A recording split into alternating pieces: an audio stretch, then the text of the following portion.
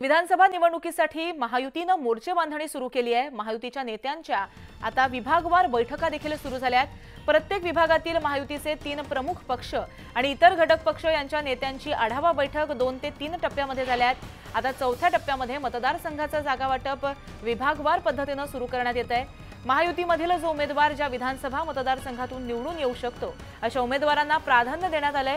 त्यामध्ये महायुतीमधील विद्यमान आमदारांच्या मतदारसंघातील विकास कामांचा सुद्धा आढावा घेण्यात आलाय। त्यामुळे मुख्यमंत्री एकनाथ शिंदे यांनी सांगितल्याप्रमाणे उमेदवारांचं जिंकून येण्याचं मेरिट बघूनच तो विधानसभा मतदारसंघ आणि उमेदवार कोणत्या पक्षाला आणि कोणत्या उमेदवारांना दिला जाणार याचा निर्णय घेतला जाणार आहे। तसंच विभागवार नेत्यांनी तयार केलेल्या अहवालावर राज्यातील सर्वोच्च नेते म्हणजेच मुख्यमंत्री एकनाथ शिंदे, उपमुख्यमंत्री देवेंद्र फडणवीस आणि उपमुख्यमंत्री अजित पवार यांच्या उपस्थितीमध्ये होणाऱ्या या बैठकीत अंतिम यादी ठरवली जाणार आहे। कोकण विभागाच्या पार पडलेल्या बैठकीमध्ये 15 विधानसभा मतदारसंघाचे महायुतीच्या 3 प्रमुख पक्षांमध्ये जागा वाटप करण्यात आल्याची माहिती न्यूज 18 लोकमतला वरिष्ठ सूत्रांनी दिली आहे। तर याबाबत आपण अपडेट जाणून घेतोय आमचे प्रतिनिधी उदय यांच्याकडून। उदय, महायुतीचं जे काही गणित आहे ते येत्या निवडणुकांच्या पार्श्वभूमीवरती अनेक हालचाली होताना दिसतात आणि गणितांमध्ये बदल होताना दिसतंय, काय सांगाल? विधानसभा निवडणुकीला आता फक्त 1.5 महिन्यांचा अवधी उरलाय असं म्हणावं लागेल आणि त्यासाठीच आता सर्व पक्ष जे आहेत विधानसभा निवडणुकीच्या तयारीला लागलेले आपल्याला पाहायला मिळतात। महायुतीने विशेष तयारी जी आहे ती केलेली आहे। महाराष्ट्रातले 6 विभाग आहेत आणि 6 विभागांमध्ये त्यांनी ही एकूण रणनीती जी आहे ती आखलेली आपल्याला पाहायला मिळते। प्रत्येक विभागाचे जे स्थानिक नेते आहेत वरिष्ठ त्या नेत्यांच्या उपस्थितीमध्ये एक आढावा बैठका जी आहेत त्या घेतल्या गेलेल्या आहेत। गेल्या जवळपास 2 ते 3 टप्पे जे आहेत त्या बैठकांची पार पाडलेली आहे आणि त्या बैठकींमध्ये स्थानिक जो मतदारसंघ आहे म्हणजे विधानसभा मतदारसंघ आहे त्या मतदारसंघामध्ये सध्या काय परिस्थिती आहे, लोकसभा निवडणुकीनंतर तिथे कशा प्रकारे मतदान झालेलं आहे, किती टक्के कोणाला कसं मतदान झालेलं आहे, त्याचबरोबर जे विद्यमान आमदार आहेत त्यांच्या मतदारसंघामध्ये कशा प्रकारे मतदान झालेलं आहे याचा एकंदरीत सर्व आढावा घेतला जात आहे। त्याचबरोबर मेरिटच्या निकषांवरती म्हणजेच मुख्यमंत्री एकनाथ शिंदे यांनी ज्या प्रकारे सांगितलं होतं जो उमेदवार इथे निवडून येऊ शकतो महायुतीचा त्याच उमेदवाराला तिथे जी जागा जी आहे ती दिली जाणार आहे। त्याचबरोबर जे विद्यमान आमदार आहेत त्या विद्यमान आमदारांना देखील त्यांचं जे मतदारसंघ जो आहे तो कायम असल्यासारखाच आहे, मात्र तरी देखील त्यांचं एकूण प्रगती पुस्तक जे आहे ते देखील तपासण्यात येत आहे। त्यामुळे एकूणच या विधानसभा मतदारसंघामध्ये ज्यांच्याकडे मेरिट आहे त्यांना तिथली जागा जी आहे त्या पक्षाला आणि त्या उमेदवाराला ती दिली जाणार आहे। सध्या जी आपल्याला वरिष्ठ सूत्रांनी माहिती दिलेली आहे 6 विभागांपैकी जवळपास कोकण विभागाची जी आहे जागा वाटप जे आहे ते जवळपास आता अंतिम ठरलं असल्याची माहिती मिळते। जे आपल्याला वरिष्ठ सूत्रांनी माहिती दिलेली आहे त्यानुसार शिवसेना असेल, भाजपा असेल, राष्ट्रवादी काँग्रेस, अजित पवार गट असेल यांच्या वरिष्ठ नेत्यांनी एकत्र बसून कोकणातल्या एकूण जवळपास 15 विधानसभा मतदारसंघांची यादी जी आहे ती अंतिम करण्यात आल्याचं सांगण्यात येतं। आपल्याला जी सूत्रांकडून माहिती मिळाली आहे त्यानुसार अलिबाग विधानसभा मतदारसंघ हा शिवसेनेकडे असणार आहे, त्याचबरोबर पनवेल विधानसभा मतदारसंघ हा भाजपकडे असणार आहे, कर्जत शिवसेना असणार आहे, उरण भाजप असणार आहे, पेण भाजप असणार आहे, श्रीवर्धनला राष्ट्रवादी काँग्रेस अजित पवार गट यांचा उमेदवार असेल, महाडला शिवसेना असेल, दापोलीला शिवसेना असेल, चिपळूणला राष्ट्रवादी काँग्रेस अजित पवार गट यांच्याकडे असेल, गुहागरला भाजप असेल, रत्नागिरी शिवसेना, राजापूर शिवसेना, कणकवली भाजपा असेल आणि मालवण शिवसेना असेल, सावंतवाडी शिवसेना अशी एकूण मतदारसंघाची रचना जी आहे ती सध्या करण्यात आलेली आहे। आणि हे करत असताना स्थानिक मतदारसंघामध्ये महायुतीची काय ताकद आहे, सध्या विद्यमान तिथे कोण आमदार आहेत आणि त्याचबरोबर सध्या तिथे आता आगामी निवडणुकांच्या पार्श्वभूमीवरती ही उमेदवारांची गणित जी आहेत ती चपखल बसतात का हे पाहणं महत्त्वाचं ठरेल। तत्पूर्वी धन्यवाद तुम्ही दिलेल्या माहितीसाठी।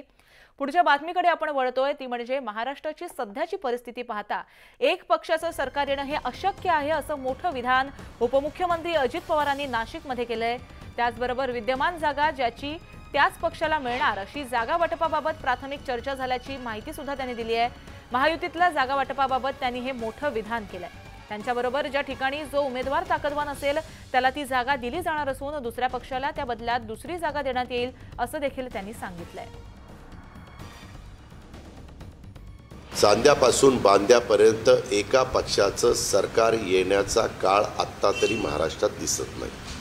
ही काळ्या दगडावरची पांढरी रेघ आहे।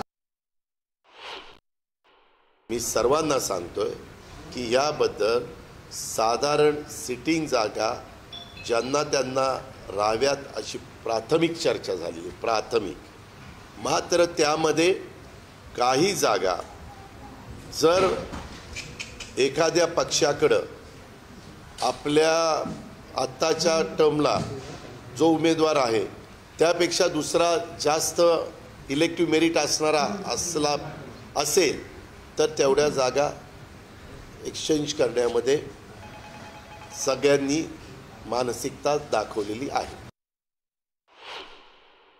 मुळामध्ये महायुतीमध्ये आमच्या स्तरावर वरिष्ठ स्तरावर हे ठरलेलं आहे. जागा वाटपाच्या विषयामध्ये जो निकष, जे उमेदवार, ज्या भूमिका एकनाथ शिंदेजी, देवेंद्र फडणवीसजी, अजितदादा पवार, रामदास आठवलेजी, अन्य आमचे मित्रपक्ष याचे प्रमुख नेते बसून ठरवतील, त्याच्यावर प्रवचन पुढे कुठल्याही प्रवक्त्याने करण्याचा अधिकार नाही. त्यामुळे मी त्यावर भाष्य करणार नाही. दरम्यान अनिल देशमुखांनी सुद्धा या संदर्भात भाषण केल्याचं कळतंय.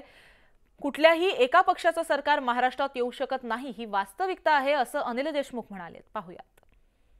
ते तर सगळ्यांना माहित आहे. कोणत्याही एका पक्षाचं सरकार महाराष्ट्रामध्ये येऊ शकत नाही.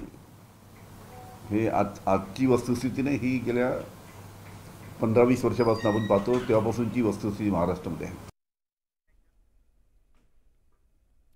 अजित पवारांनी वेषांतराच्या मुद्द्यावरून त्यांच्यावर करण्यात आलेल्या आरोपांवर अखेर आता मौन सोडलंय. आपण वेषांतर करून दिल्लीला गेल्याच्या बातम्या आणि आरोप खोटे आहेत.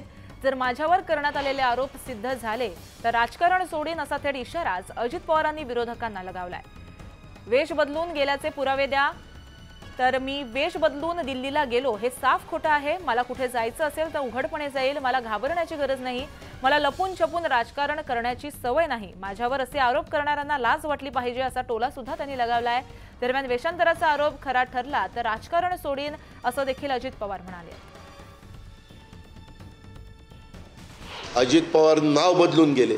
अरे मी राज्याचा 35 वर्ष, काही काळ मी खासदार राहिलोय, काही काळ मी आमदार राहिलोय, काही काळ मी राज्यमंत्री राहिलोय, काही काळ मी विरोधी पक्ष नेता राहिलोय, काही काळ मी उपमुख्यमंत्री राहिलोय.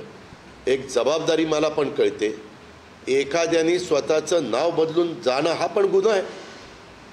त्याच्या संदर्भात सगळीकडे CCTV कॅमेरे आहेत आणि खुशाल काही पण बडबडतात.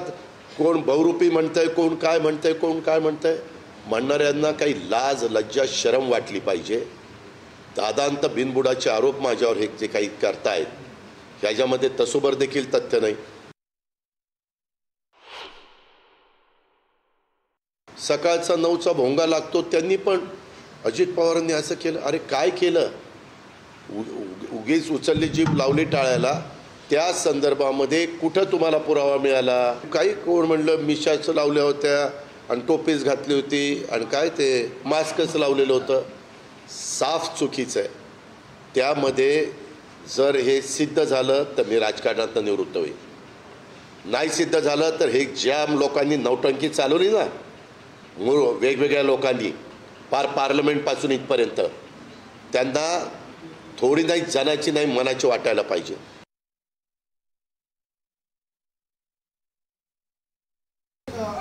मला माझे आव्हान आहे ना, संसदेला आव्हान आहे. ते पाहावं, तपासावं आणि जे खरं असेल